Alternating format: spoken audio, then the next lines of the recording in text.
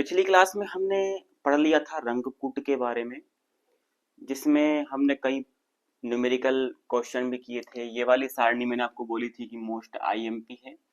इस सारणी को आपको याद करना है।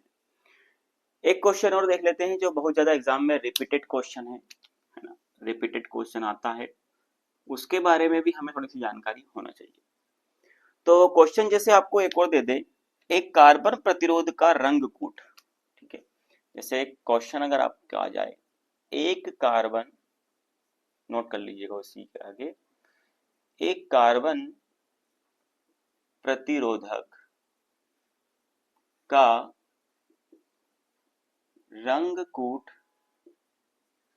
रंगकूट बी आर वाई और जी है। सभी करेंगे इसको, जब तक सॉल्व करेंगे तो उसका प्रतिरोध क्या होगा, है ना। तो उसका प्रतिरोध का मान क्या होगा। देखिए, इस प्रकार के क्वेश्चन अगर आ जाए ना कि यहाँ पे बी आर वाई जी, यानी कि इनके फुल फॉर्म ना दिए हों, अब हम क्या माने, बी को ब्राउन माने कि ब्लैक माने कि ब्लू माने।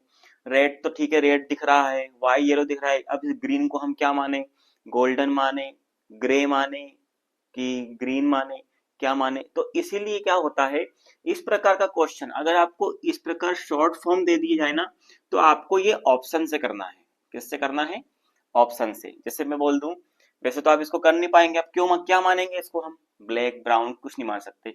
ऑप्शन देख करके हम पता चलेगा कि हमारा जो अंकीय मान और जो हमारा परसेंटेज दिया है टॉलरेंस का, वो कैसा दिया है। तो पहला ऑप्शन लिखेगा 22 इंटू 10⁴,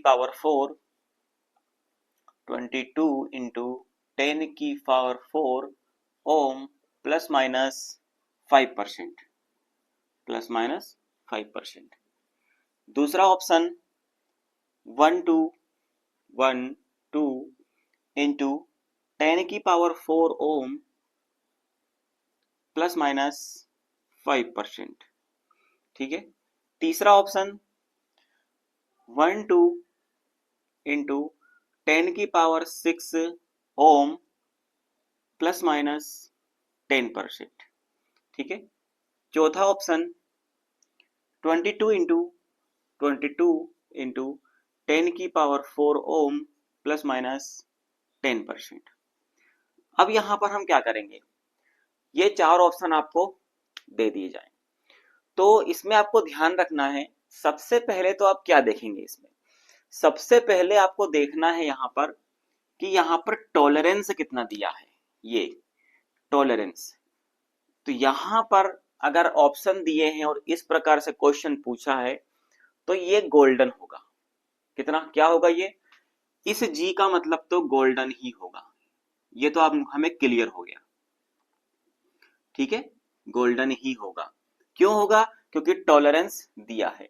और यहां पर आप ध्यान रखिए कि क्योंकि हमें गोल्डन इसलिए पता है क्योंकि यहां पर गोल्डन यानी कि यहां पर जी से जो कलर आ रहे हैं नीचे के, जिनका टॉलरेंस 4 से ज्यादा है, उसमें जी कहीं नहीं है फिर। ठीक है, तो गोल्डन का टॉलरेंस हमें पता है कितना होता है, प्लस माइनस 5%। कितना होता है? Plus minus 5%। तो सीधी बात तो ये है कि हमारे ये दो ऑप्शन तो खत्म हो गए। क्यों? क्योंकि यहां पर टॉलरेंस 10% दिया है। अब बचा हमारा दूसरा ऑप्शन और पहला ऑप्शन। अब हम क्या करेंगे, अब हम आएंगे स्टार्टिंग में। ठीक है, अब ये वाला जो बी उठाएंगे, हम क्या उठाएंगे, ये वाला। ये तो क्लियर हो गया था हमारा सवाल, आधा सवाल यहाँ पे सॉल्व हो गया। ठीक है, आधा सवाल हमारा यहीं पर सॉल्व हो गया। अब सबसे पहले हम यहाँ पर इस बी को उठाएंगे। ठीक है, अब हम बताइए बी से क्या माने। बी से या तो हम ब्लैक हो सकता है या ब्राउन हो सकता है। तो इन दोनों में देखिए, एक में दिया है 2 और एक में दिया है पहला अंकी मान 1। तो ब्लैक का पहला अंकी मान होता है 0 और ब्राउन का अंकी मान होता है 1। कितना होता है? 1। तो बस यहां पर देखिए 0 तो कहीं पर नहीं है इन दोनों में। अब बचा क्या हमारा? 1। तो 1 कौन से ऑप्शन में है? इस वाले। इसके आगे सॉल्व ही मत करिए चाहे भले। अगर यहाँ 1 दिया है तो आगे सोल्व करने की आवश्यकता है, अन्यथा इसकी आवश्यकता ही हमें नहीं है। ठीक है, तो ये हो गया ब्राउन। अब ये होगा रेड, आर का क्या हो जाएगा, ब्लैक तो ये है नहीं, ये ब्राउन हो गया, अब ये आर का हो जाएगा रेड। और रेड का यानी कि दूसरा है तो दूसरा अंक की मान क्या होगा, यहाँ पर 2 हो जाएगा। ठीक है, तो 1 और 2 दोनों मिल गए हमें यहाँ पर। इसके बाद में दिया येलो, वाई का क्या हो जाएगा, येलो। और येलो का गुणांक कितना होता है, 10 की पावर 4। ठीक है, तो ये हमारा 10 की पावर 4 भी आ गया। और प्लस माइनस 5% हमने पहले निकाल लिया था, इसलिए हमारा ये दूसरा ऑप्शन सही रहेगा। ठीक है, तो ये चीज आपको विशेष का ध्यान रखना है। इस प्रकार के अगर कलर कोड आपको दे दिए जाए, रंग कोड, तो आपको यहाँ पर ऑप्शन के द्वारा सॉल्व इसको करना है। 10% था हमने देखा यहाँ पर, तो गोल्डन का 10% होता ही नहीं है। ठीक है, तो ये दोनों ऑप्शन तो हमारे समाप्त हो, यानी कि 50% क्वेश्चन हमारा सॉल्व हो गया। अब हम इस वाले पे आए थे, तो इसमें हमने देखा कि पहले पहले अंक की मान ब्लैक, इसको यदि हम मैं ब्लैक बोलूं तो 0 आएगा, ब्राउन बोलूंगा तो 1 आएगा। अगर मैं इसको ब्लू लेता तो 6 आ रहा था, तो वो भी नहीं होता, इसीलिए मैंने इसको ब्राउन लिया, क्योंकि मुझे पता है कि मेरे पास 2 और 1 है, तो 2 तो किसका है, रेड का है, वो हो नहीं सकता। 1 किसका है, ब्राउन का, इसलिए मैंने यहाँ पर ब्राउन लिया था। हमारा सॉल्व यहाँ पर हो जाता है क्वेश्चन। ठीक है, चलिए, तो ये कुछ क्वेश्चन हमारा एक रह गया था, इसको आप अच्छे से समझ लीजिएगा, ऐसा क्वेश्चन भी एग्जाम में कई बार आ चुका है। ठीक है, अब इसके आगे हम पढ़ेंगे ओम के नियम से हम स्टार्ट करते हैं, क्योंकि अब ओम का नियम यहाँ पर हमारे प्रतिरोध के बारे में हमने जान लिया है। अब हम ओम के नियम के बारे में थोड़ी सी जानकारी ले लेते हैं, और हो सकता है कुछ न्यूमेरिकल क्वेश्चन हो, उनको भी हम सॉल्व करेंगे। तो इस प्रकार से आपको कलर कोड जो है उसके मान निकालना है। अगर प्रतिरोध का मान दे दे तो कलर कोड निकालना है। अब अच्छी तरह से आप समझ गए होंगे। तो इसके न्यूमेरिकल क्वेश्चंस आपके वर्कशॉप कैलकुलेशन की बुक में भी मिल जाएंगे आपको, और थ्योरी वाली बुक में भी हो सकता है मिल जाए। बाकी जो सेट पेपर, जो हमारे पुराने सेट पेपर हैं टीओ के, एलए के, इनमें भी ये क्वेश्चन रिपीटेड हैं। और लोको पायलट का जो पार्ट बी होता है, उस पार्ट बी यानी सीबीटी 2 में भी ये क्वेश्चन आपको देखने को मिल जाएंगे। तो चलिए, अब हम बात करते हैं, हमारे मेन मुद्दा जो है वो है ओम का नियम। इस ओम के नियम से आप सभी बहुत भली भांति परिचित हैं कि ओम्स लॉ क्या होता है। ठीक है, इस प्रकार का इसका साइन होता है, आपने देखा ही होगा, बनाया होगा, सॉल्व भी किया होगा इसको, है ना। तो इसके बारे में थोड़ी सी जानकारी मैं आपको बता देता हूं कि ओम का नियम जो था वो एक वैज्ञानिक या फिजिशियन कह लीजिए, क्योंकि ये फिजिक्स से संबंधित है, तो फिजिशियन रहे होंगे जीएस ओम। उनका नाम क्या था, जीएस ओम। और इन्होंने लगभग 1827 ईस्वी में, ठीक है, यह नियम प्रतिपादित किया था। ये किसी भी जो हमारी धातुएं थी, ठीक है, जो मिश्र धातुएं थी, एलॉय मेटल जो थी, उनसे संबंधित नियम दिया था कि किसी भी परिपथ में हम जब धारा को प्रवाहित करते हैं या वोल्टेज को प्रवाहित करते हैं, तो धारा का मान क्या होता है, किस प्रकार से, कौन सी कंडीशंस में बनती है। तो उस नियम को जानने से पहले आपको एक महत्वपूर्ण चीज के बारे में बता देता हूं, जो शायद आपने ना सुनी हो पहले, और सुनी भी हो तो रिपीट हम उसको करते हैं। एक नाम आता है, उसको हम बोलते हैं अंतरराष्ट्रीय ओम। अंतरराष्ट्रीय ओम, ठीक है, ये आप जरूर नोट कर लेना, ये एग्जाम में कभी कभी पूछा जाता है। इंटरनेशनल ओम, यानी अंतरराष्ट्रीय स्तर पर ओम का कौन सा मान प्रयोग, निरपेक्ष मान कौन सा प्रयोग, एब्सोल्यूट मान कौन सा प्रयोग किया जाता है। तो अंतरराष्ट्रीय ओम की अगर मैं परिभाषा लिखूं, तो पहले आप समझ लीजिए इसको किस प्रकार से हम इसको डिनोट करते हैं। इसको हम करते हैं एक पारे के स्तंभ के रूप में। किसके, एक पारे के स्तंभ के रूप में, इसके अंदर पारा भरा हुआ है। ठीक है, तो आपको याद रखना है, ये क्या है हमारा, पारे का स्तंभ, पारा यानी मरकरी, पारे का स्तंभ, ठीक है, पारे का ये स्तंभ है। इस पारे के स्तंभ के पद में इस अंतरराष्ट्रीय ओम को परिभाषित किया जाता है। ठीक है, तो इसकी यदि मैं परिभाषा लिखूं तो इसकी परिभाषा कुछ इस प्रकार से होगी कि इसकी जो लंबाई है यहां से लेकर यहां तक, पूरी जो इसकी लंबाई होती है वो होती है 106.3 सेंटीमीटर।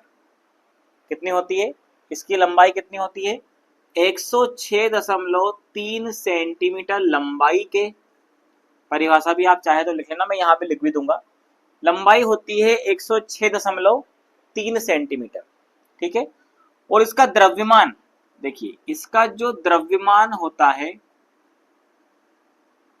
14.4521 ग्राम। ठीक है, ये इसका द्रव्यमान होगा, किसका, इस पारे के स्तंभ का द्रव्यमान। लंबाई कितनी 106.3 सेंटीमीटर, द्रव्यमान 14.4521 ग्राम। तो इसकी परिभाषा हमको हम कुछ इस प्रकार से लिख सकते हैं। ठीक है, देखिए इसकी परिभाषा पर लिखते हैं 106.3 सेंटीमीटर लंबे तथा 14.4521 ग्राम द्रव्यमान वाले पारे के स्तंभ को 0 डिग्री सेंटीग्रेड पर, ठीक है, 0 डिग्री सेंटीग्रेड पर धारा प्रवाहित की जाए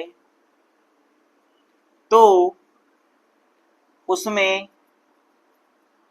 या उसके अंतरराष्ट्रीय ओम का मान एक निरपेक्ष ओम होता है। निरपेक्ष ओम होता है। ठीक है, ओम, निरपेक्ष ओम होता है। तो ये आपको शब्द याद रखना है, निरपेक्ष, क्या रखना है, या अंतरराष्ट्रीय ओम। ठीक है, जो अंतरराष्ट्रीय ओम का निरपेक्ष मान होता है वो यहाँ पर एक निरपेक्ष मान इसको कहा जाता है। ठीक है, दूसरा पॉइंट आप लिख सकते हैं यहाँ पर कि अंतरराष्ट्रीय निरपेक्ष मान, अंतरराष्ट्रीय निरपेक्ष मान को मापने की विधि लॉरेंज कहलाती है। क्या कहलाती है, लॉरेंज विधि। ठीक है, लॉरेंज, इसको अगर इंग्लिश में लिखेंगे तो लॉरेंस, इस प्रकार से लिखा जाता है, लॉरेंस विधि, लॉरेंस विधि होती है।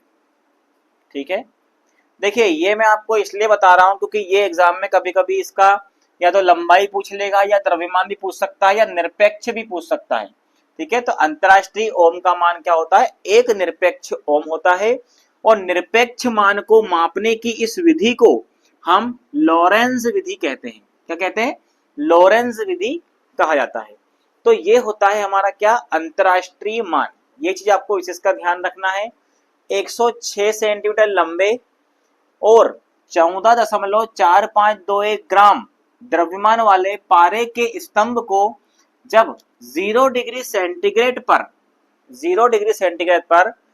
धारा प्रवाहित की जाए तो उसके अंतरराष्ट्रीय ओम का मान एक निरपेक्ष ओम होता है। या ये भी लिख सकते हैं, तो उसमें एक अंतरराष्ट्रीय ओम का मान निकलता है, या मान उसका होता है।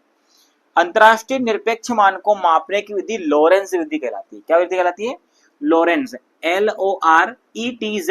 यहाँ पे ये हल्का सा मैंने ये लगाया है ना, लॉरेंज विधि, इसमें टी साइलेंट होता है, तो लॉरेंज विधि कहलाती है। तो ये आपको याद होना चाहिए कि अंतरराष्ट्रीय जो हमारा मान होता है या क्या होता है, ठीक है। और मैं आपको एक चीज बता दूं कि ये मापने की विधि है, तो यहां पर अगर मैं अंतरराष्ट्रीय ओम की बात करूं तो ये मान भी आपको रखना है, एक निरपेक्ष ओम या अंतरराष्ट्रीय ओम, एक निरपेक्ष ओम का मान 1.0049 ओम होता है। ये भी आपको लिखना है 000, ठीक है, 00049 ओम होता है। ये भी आपको विशेष करके ध्यान रखना है, ठीक है। 1.0000049 है ना, 049 ये थोड़ा सा यहाँ पे कंफ्यूजन हो गया, 1.0049 ही है, ठीक है। तो ये एक अंतरराष्ट्रीय ओम या निरपेक्ष ओम का मान होता है। यहाँ पर आप लिख सकते हैं निरपेक्ष ओम या कोष्टक में लिख सकते हैं आप अंतरराष्ट्रीय ओम का मान कितना होता है 1.0049 ओम, यानी कि इसको एक ओम ही लेते हैं। यहाँ लिखा ना हमने एक ओम, ये एक निरपेक्ष मान, तो ये दशमलव के चार अंक तक है, तो यहाँ पर 2 अंक तक तो जीरो जाते, इसको हम जीरो ही लेते हैं। लेकिन अगर एग्जाम में कभी ये वाला ऑप्शन आ जाए तो आपको ये ऑप्शन भी लगाना है, राइट, 1.0049, ठीक है। चलिए अब हम बात करते हैं ओम का जो नियम था उसके बारे में जान लेते हैं। मैजिकल जो ट्राइंगल है हमारा, उसके बारे में आप सभी को पता ही होगा। तो चलते हैं अब हम ओम के मुख्य नियम की ओर। अब देखेंगे सभी लोग, यहां पर ओम का जो नियम होता है हम सबको पता है, सीधा सीधा मैं यहां पर लिख देता हूं V अनुक्रमानुपाती I, ये सबको पता है, ठीक है। ये नियम हम सबको पता है। इसका मतलब होता है जब किसी धातु या कोई मिश्र धातु, देखिए मैं धातुएं या मिश्र धातुएं इसलिए बोल रहा हूं क्योंकि ये नियम सिर्फ धातु और मिश्र धातु पर लागू होता है। गैस, इलेक्ट्रोलाइट, जिस भी हमारा लैंप जो हमारा जिसमें गैस भरी हो, जिसमें हवा भरी हो, निर्वात ट्यूब में भी हवा भरी होती है, तो उसमें भी गैस होती है, तो उसमें भी क्या होती है, गैस, तो वहां भी ये नियम लागू नहीं होता, ठीक है। यानी कि ये नियम वहां लागू होगा जहां पर इस वोल्टेज का और धारा का जो ग्राफ बनेगा वो रेखीय बनेगा। कैसा बनेगा, रेखीय ग्राफ बनता है। चलिए इस नियम को हम समझ लेते हैं कि यह नियम किस प्रकार से वर्क करता है। परिभाषा में आपको बोलकर बता देता हूं। जब देखिए, जब किसी धातु या पदार्थ ले लीजिए, जब किसी पदार्थ या धातु में से वोल्टेज को गुजारा जाता है, ठीक है, तो यदि उस धातु की रेजिस्टेंस, उसका तापमान या उसकी भौतिक परिस्थिति समान हो या अपरिवर्तित हो, तो उसमें से बहने वाली जो धारा होती है वो वोल्टेज के सीधे समानुपात में, या वोल्टेज ड्रॉप, क्या बोलेंगे हम, वोल्टेज, ये क्या है हमारा, वोल्टेज ड्रॉप है, ठीक है, वोल्टेज ड्रॉप, और ये हमारी क्या हो गई, करंट, यानी कि धारा, ठीक है। बहने वाली धारा वोल्टेज ड्रॉप के सीधे समानुपात में होती है, ठीक है। अब यहां पर आपको ध्यान रखना है, ये निशान जो होता है ये अनुक्रमानुपाती या व्युत्क्रमानुपाती कुछ भी हो, यहां पर इस प्रकार जब ये निशान हटता है ना, तो यहां पर कुछ ना कुछ नियतांक जरूर लगता है, कोई सा भी हो, जरूरी नहीं है कि ओम का नियम की बात कर रहा हूं मैं, कोई से भी नियम में या कोई से भी क्वेश्चन में, कोई से भी परिभाषा में जब ये वाला निशान हटता है तो यहां पर क्या होता है, एक नियतांक लग जाता है, और इसमें हम जो नियतांक लगाते हैं वो होता है आर। यानी कि ये जो आर का मान होता है ये हर समय क्या होता है, नियत होता है। कैसा होता है, नियत होता है। कैसे, देखिए यहां पर अब मान के चलिए, यहां पर मैं वोल्टेज ड्रॉप ले लूं पहले V1, ठीक है, V1 ले लेता हूं। तो यहां पर देखिए, अगर धारा का मान मुझे निकालना है तो I निकालूंगा, I is equal to V by R, ठीक है, क्योंकि यहां मुझे R निकालना है तो यहां पर मैं क्या करूंगा, V बाय I ले लूंगा, ठीक है। आपको R का मान निकालना है तो V बाय I। अब देखिए किस प्रकार से यहां पर नियतांक आता है। वोल्टेज का मान यदि 2 है, धारा का मान 1 एम्पियर है, तो आंसर कितना आएगा, 2 ओम। कितना आएगा, 2 ओम। R1 निकल गया, R2 निकालूंगा मैं, तो यहां पे फिर से V बाय I रखूंगा, तो याद रखिए ये सब दुगना होते जाएंगे, यानी कि वोल्टेज 2 था तो यहाँ 4 और यहाँ I का मान 2 हो जाएगा। अगर धारा का मान 2 है तो वोल्टेज का मान 4 होगा ना, उसी अनुपात में ये बढ़ता रहेगा। तो इसको काटूंगा तो 2 ओम। जितनी बार भी मैं इसको सॉल्व करूंगा उतनी बार मुझे यहाँ पर इसका मान क्या आएगा, एक नियत अंक आएगा। ये देखो एक नियतांक आ रहा है, इसीलिए हम इसको नियतांक बोलते हैं, क्योंकि ये इसका मान हमेशा कैसा होता है, नियत होता है, ठीक है। तो R जो है यहाँ पर नियतांक है, कांस्टेंट होता है। क्या होता है यहाँ पर, कांस्टेंट होता है। देखो इसको ग्राफ के रूप में आप इस प्रकार समझ सकते हैं।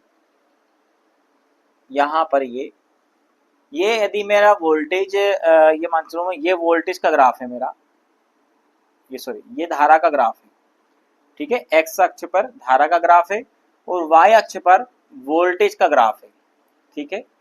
यदि मैं देखिए, यदि धारा मेरी 1 एम्पियर थी, यानी कि देखो स्टार्टिंग में तो क्या होगा, वोल्टेज और धारा दोनों जीरो रहेगी, दोनों का मान क्या रहेगा, जीरो रहेगा। लेकिन जैसे ही मैं धारा का मान 1 एम्पियर बढ़ाऊंगा तो मेरे यहाँ वोल्टेज का मान कितना बढ़ेगा, 2 वोल्ट तक बढ़ जाएगा, यहाँ पहुंच जाएगा, ठीक है।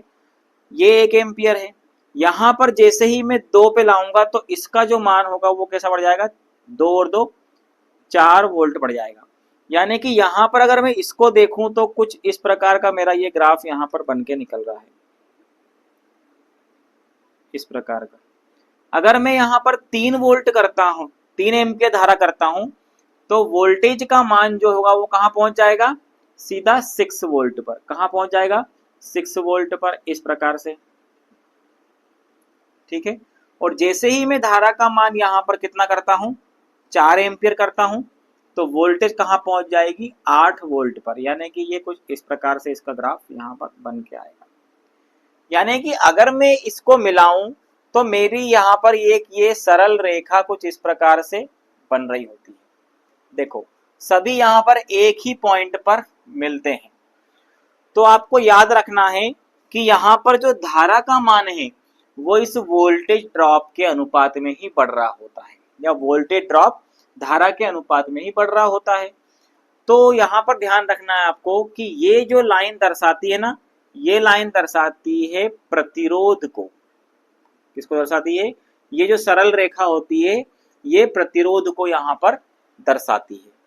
यानी कि इसके नियम में मैं ये कह सकता हूं कि जिन पदार्थों के लिए धारा और वोल्टेज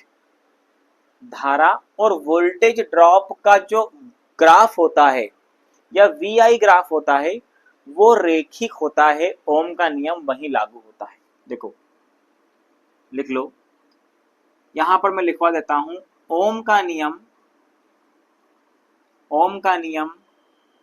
वहीं लागू होता है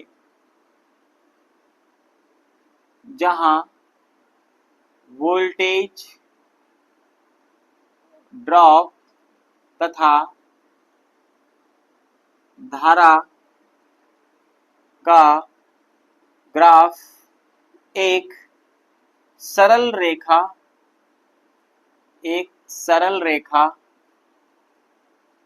होती है, ठीक है। एक सरल रेखा होती है, यानी कि इस प्रकार से एक सरल रेखा होना चाहिए। 1 एम्पियर धारा बढ़ा रहा हूं तो 2 वोल्ट का वोल्टेज ड्रॉप होगा, 2 एम्पियर बढ़ा रहा हूं तो 4 का वोल्टेज ड्रॉप होगा।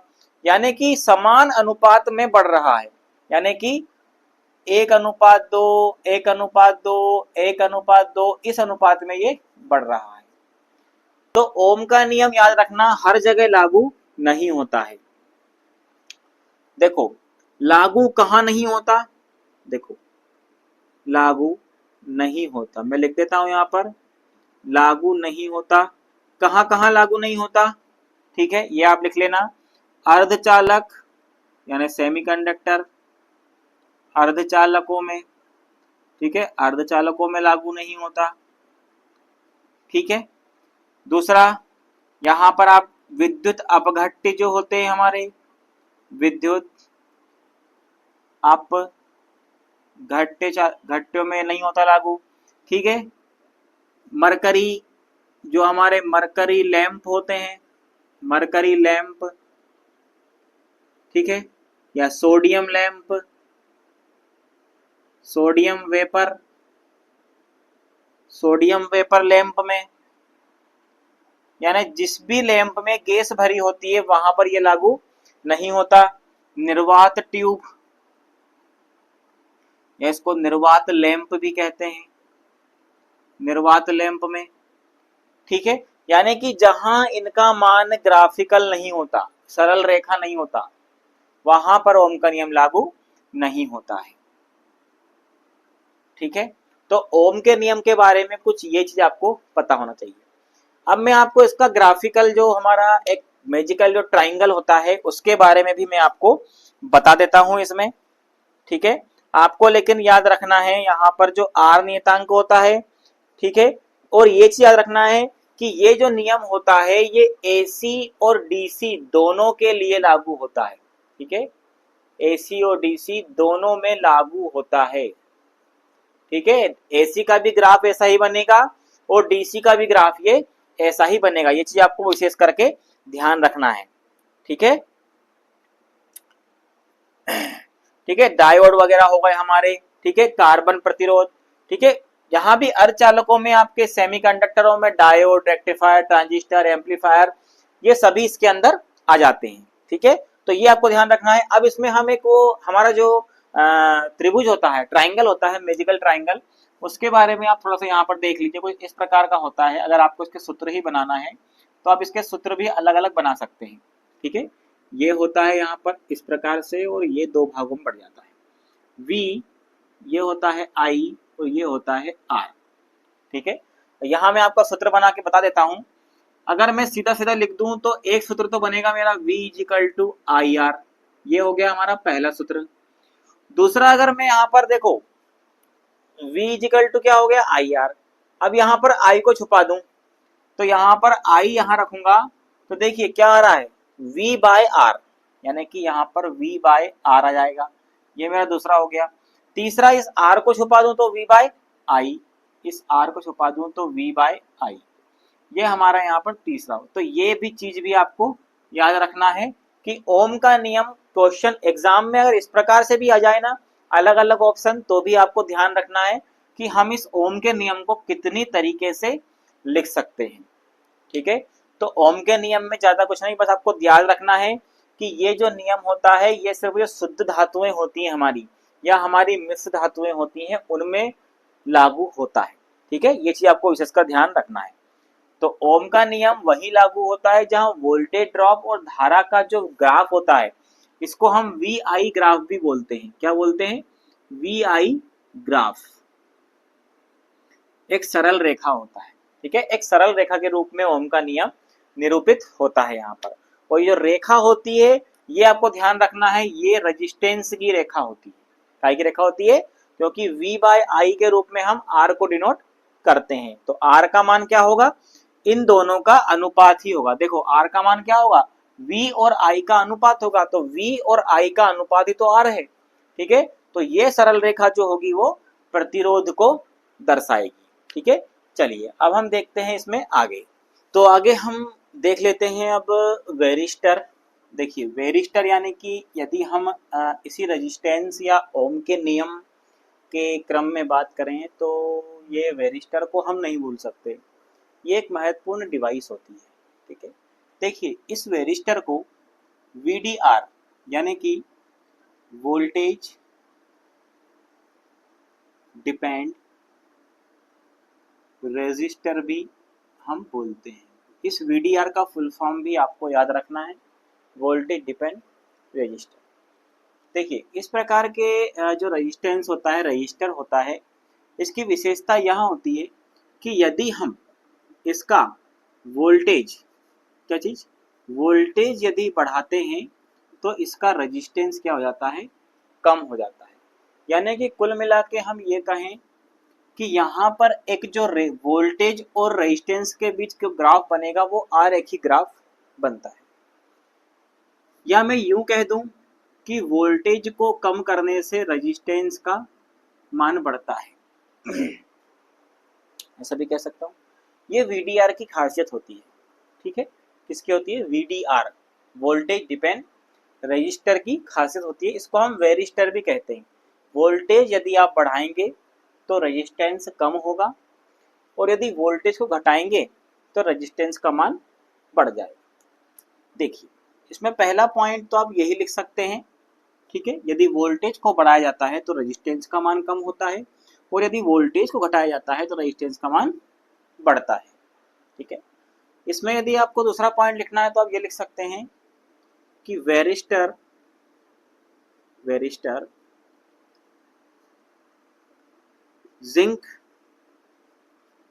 जिंक ऑक्साइड तथा सिलिकॉन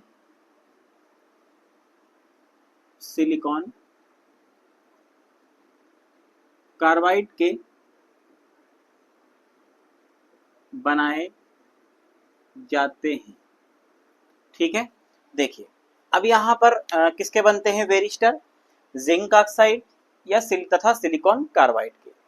अब यहाँ पे आपको ध्यान देने वाली चीज होती है, एक एग्जाम में कभी कभी एग्जाम में पूछ लिया जाता है कि जो जिंक ऑक्साइड होता है उसका क्यों बनाते हैं। जिंक ऑक्साइड में आप लिख लेना कि जिंक ऑक्साइड के जो हमारे ये बने होते हैं वेरिस्टर, वो क्यों बने होते हैं? क्योंकि जिंक ऑक्साइड जो होता है, आपको पहली चीज ध्यान रखना है, इसका उपयोग निम्न एवं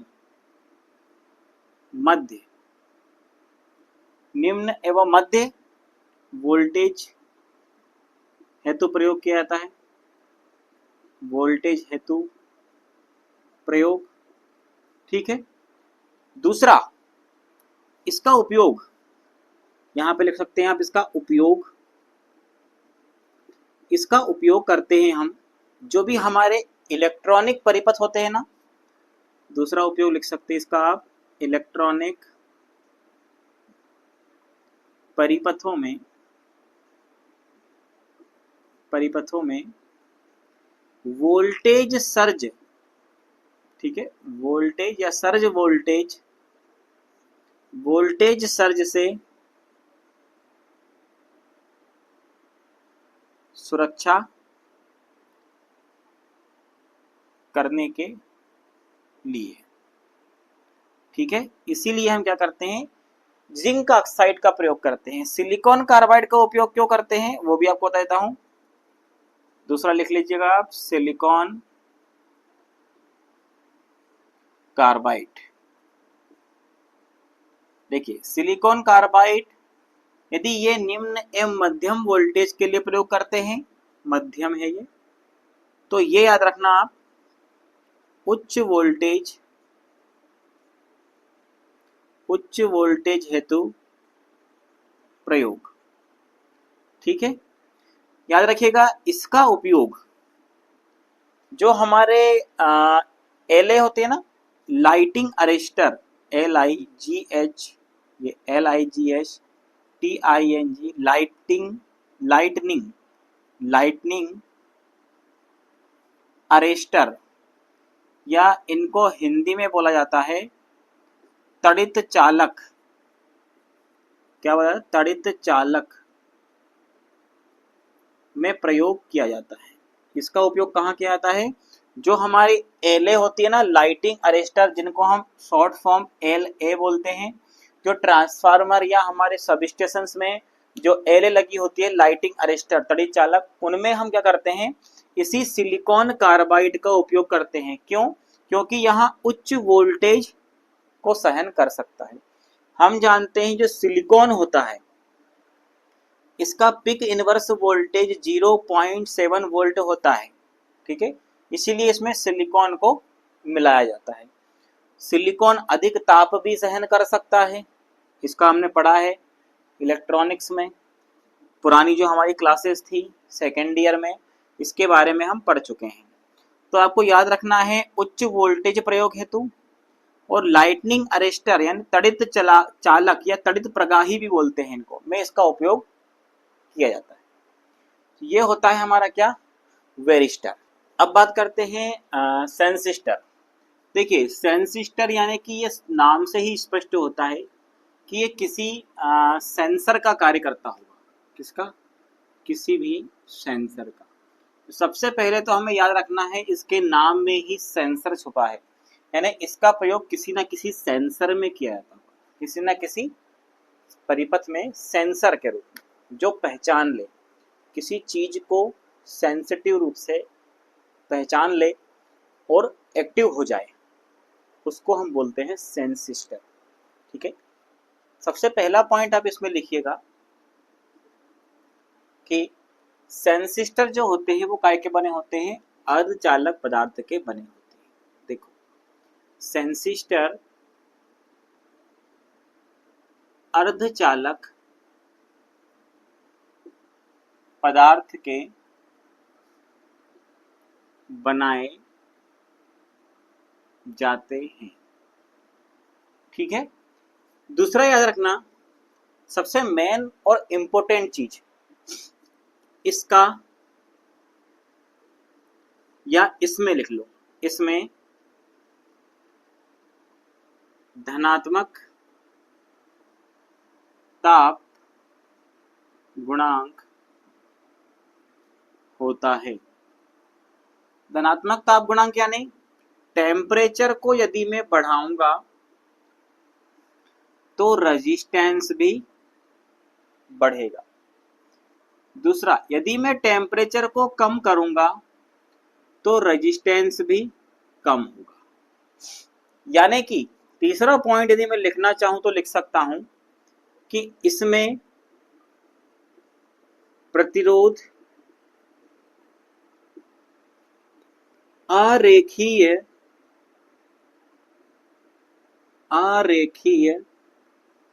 होता है। यानी कि क्या ओम का नियम यहाँ लागू होता है? नहीं, है ना। हमने पढ़ा है कि ओम का नियम सिर्फ रेखीय परिपथों में लागू होता है, ठीक है। चौथा लिख सकते हो पॉइंट, इसका उपयोग इलेक्ट्रॉनिक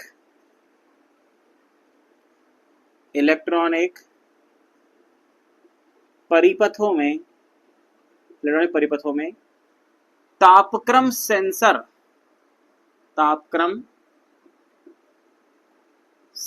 ठीक है, ये इसका मुख्य इंपोर्टेंट पार्ट है। तापक्रम सेंसर के रूप में किया जाता है, ठीक है। वो होता है क्या, सेंसिस्टर, ठीक है। वो क्या होता है, सेंसिस्टर।